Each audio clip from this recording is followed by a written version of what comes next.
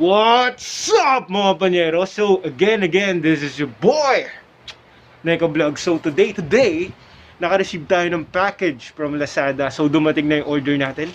And so, BAM! So ngayon, mag-unboxing tayo. Check natin siya. Nag-order pala tayo.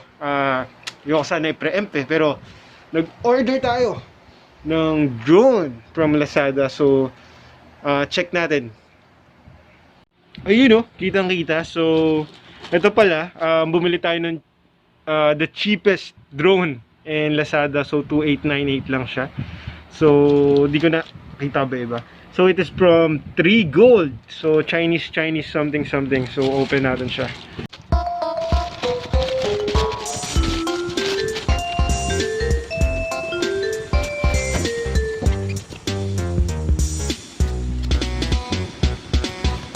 So ayan mga Pañero, nakikita nyo no, meron siyang drone. The drone itself, kitang-kita yung camera niya. And check natin yung quality mamaya. And then ito, andito yung remote control. Bababam. And may mga spare din siya. May mga ano pala to, guard. Ano ba tawag dun? Ito yung guard for the fan, para yung mga LC nung drone natin kung tatama man sa anything, mapipigilan siya. Tapos ito pala, meron siyang mga spare na fan. Ito yung battery. Then may screwdriver din siya nakasama mga Pañero, no? So, check natin to mamaya.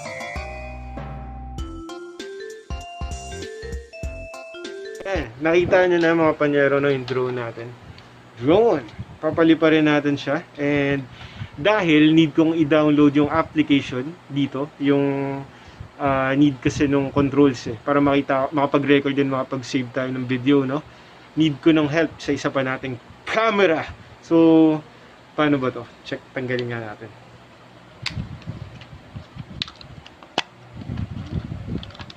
Naglaga.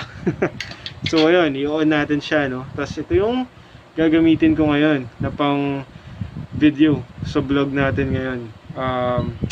Medyo matagal. Ito pala is Inca type. Yung gamit ko rin palang action cam is medyo mumurahin lang siya kasi tatry muna natin, di ba? Hindi naman tayo pwede mag GoPro agad, mahal yun So ayan, let's check on natin Ayan, so makikita no yung difference between dun sa quality nito at yung quality ng phone. So ayan no, tangkita nyo.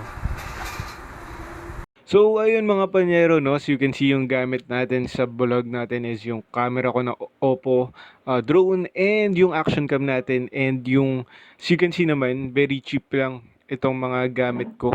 Aside sa phone siguro, kasi phone very important kasi ito, unsolicited advice. Hindi mo kailangan bumili agad ng magagandang brand or mga mahal or yung sobrang ganda ng quality, kasi you still need to practice on how to use these things. You need to get used to these things. Kunyari, yung action cam ko, hindi ko naman kailangan agad bumili ng GoPro, which is yung quality talaga sobrang ganda, pang iba talaga siya. And yung drone kasi paano masira ko agad, diba, kasi hindi pa ako marunong gumamit. So itong drone natin, makikita nyo mamaya pagpa-practice na natin siya, no? May surprise sa dulo, so abangan nyo na lang. And ito, while checking yung drone, yung battery niya, charge ko siya at least less than 2 hours siguro. Tapos yung flight time niya is 17 minutes, which is good. So ito pala, yung battery niya is AAA na 3. So hindi siya rechargeable. Yung remote control hindi rechargeable, no? So, ayun pala. Tapos, i-check nyo rin yung manual kasi meron tong calibration, something na dapat yung gawin. Kasi ito yung sa electromagnetic or yung sa sensor niya. Para kapag ginamit mo yung controls niya, accurate yung magiging results. So, i-check nyo na lang, no?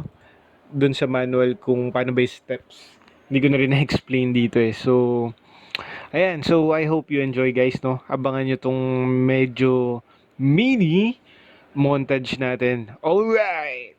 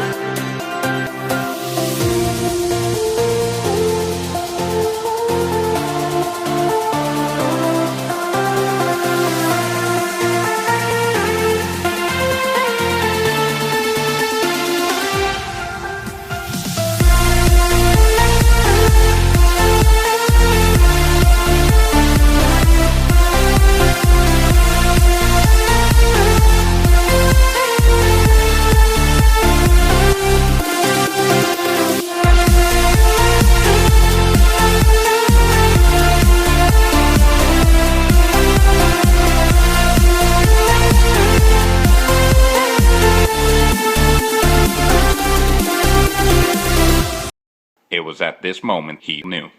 He fucked up.